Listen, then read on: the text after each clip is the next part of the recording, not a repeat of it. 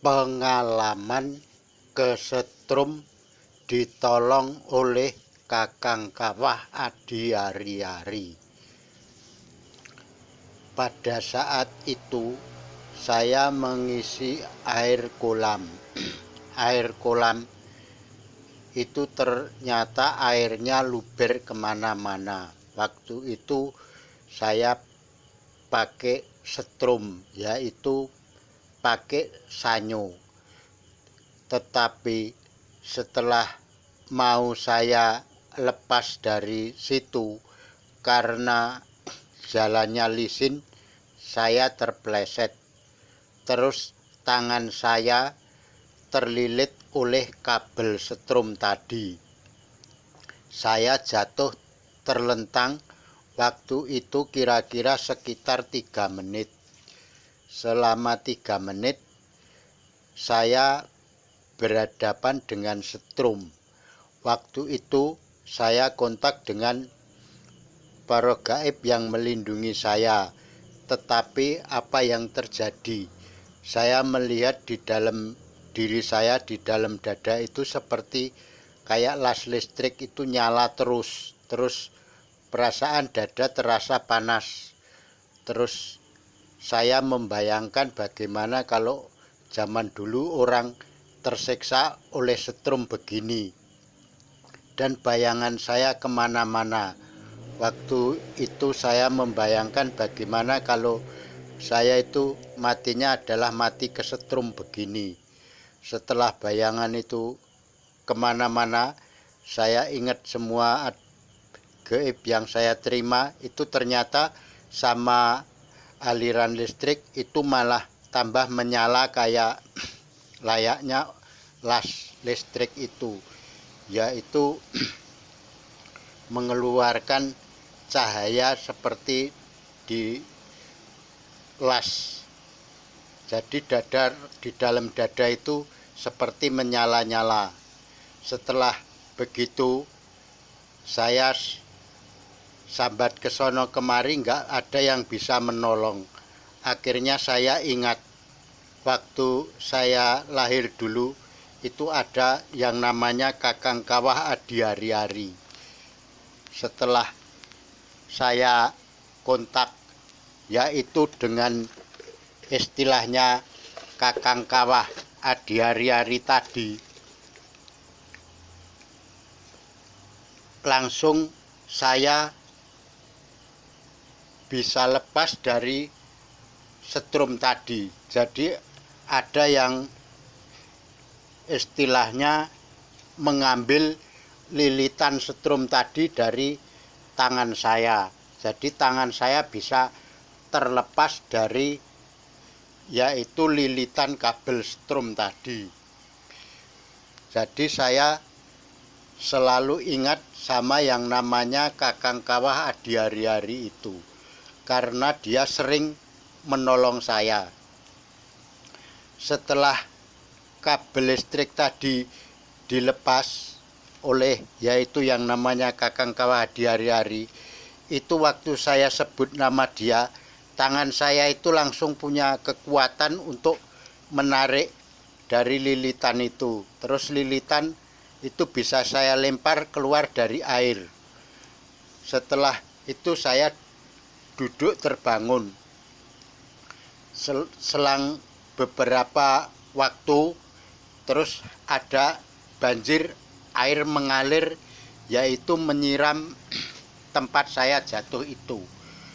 Itu banjir, saya nggak nyangka itu dari sungai. Terus saya dalam mimpi dibilangin kalau orang habis jatuh itu memang harus disiram pakai air. Tetapi karena yang nyiram itu adalah dari sungai sendiri, yang pada waktu itu sebetulnya banjir itu nggak pernah sampai ke situ. Tapi setelah saya jatuh, itu ternyata air itu bisa menyiram situ.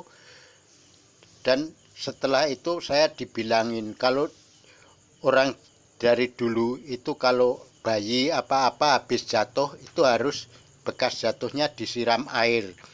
Terus yang kedua, kalau masih bayi lahir itu juga harus ingat yang namanya Kakang Kawah Adi Ari-Ari. Kakang Kawah di hari-hari itu, yaitu waktu kita lahir. Sebelum kita lahir, itu lahir dulu yang namanya kawah. Setelah kawah, setelah kita lahir, itu muncullah ari-ari. Ari-ari yang biasanya ditaruh di depan pintu. Lah setelah kita dewasa, yang saya alami kakang kawah di hari-hari itu sebetulnya ada di sekeliling kita. Makanya setelah saya berkali-kali terbentur, yaitu waktu kesetrum listrik, tidak ada orang, tidak ada siapa-siapa, yang ada cuman aliran air dan strom. Itu yang menolong saya, yaitu kakang kawah di hari-hari. Terus waktu saya di Blitar, waktu itu saya habis ziarah, saya lemes bener. Saya waktu itu di penginapan, karena saya nginepnya ya cuman sembarangan aja, yang penting bisa tidur. Itu bangun tidur badan saya capek sekali. Tidak lama muncullah yang namanya kakang kawah di hari-hari itu mengurut sekujur tubuh badan saya. Dia kadang-kadang berwujud seperti saya juga. Dia bilang, aku ki sedulurmu dewi sing bareng lahir, aku ngetutke rina wengi marang awakmu, kowe nek mangan, kowe nek mlaku, kowe nek istilahe apa wae ki sebuten jenengku. Sapa meneh sing bakal nulung nek ora ya ming sedulurmu dhewe sing mapan ana sakiwa tengenmu. Aku mapan sejatine ora adoh karo awakmu. Aku mung njaluk tok sebut wae, aku wis bakal teko, bakal bantu awakmu. Itulah pengalaman saya dengan yang momong badan saya. Waktu saya jatuh sakit terbaring, yang pertama-tama nunggu ialah yaitu kakang kawah di hari-hari. Dia rajin mengurut badan saya. Kalau dia mengurut, itu yang diurut bukannya badan wadak, tetapi dia mengurutnya dari dalam. Dia cuman minta supaya aku ki sebuten jenengku wae, aku wis trimo. Saya ndak perlu macem-macem. Sesuk matine bareng, laire ya bareng. Aku saiki ya bareng awakmu. Mung mapanku ming ning sak kiwa tengenmu. Nek kowe ora tau nyebut aku, kowe celaka, aku ya ora iso mbantu. Ning nek kowe kuwi ngerti karo aku ya ngerti karo kowe. Begitulah yaitu nasihat dari kakang kawah di hari-hari yang sering selalu berdekatan, karena ya waktu lahirnya bareng, nanti meninggalnya juga bareng, dan itu ada di sekeliling kita, cuman kita tidak tahu saja. Terus dia pesan sama saya, nek dina kelahiranmu kuwi ora usah perlu dolan adoh-adoh. Nek awakmu kesel, kuwi engko sing ngurut ya aku, sing dandani awakmu ya aku, sing gula wentah nek kowe lara ya aku ki ya sing diarani sing momong awakmu. Iku rina wengine aku ya ming cedhak karo awakmu.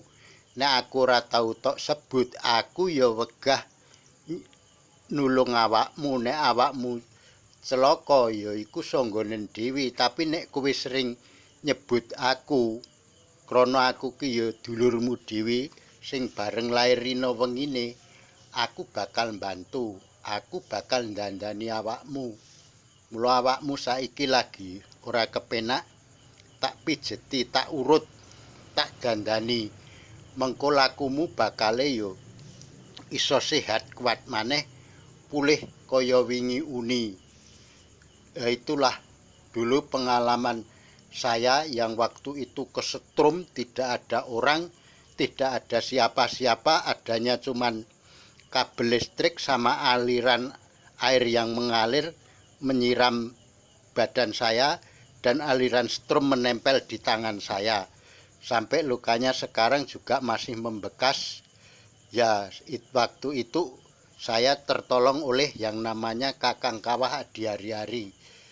Beginilah ceritanya pengalaman saya dengan Kakang Kawah Adi Hari-Hari yang menolong saya waktu kesetrum aliran listrik.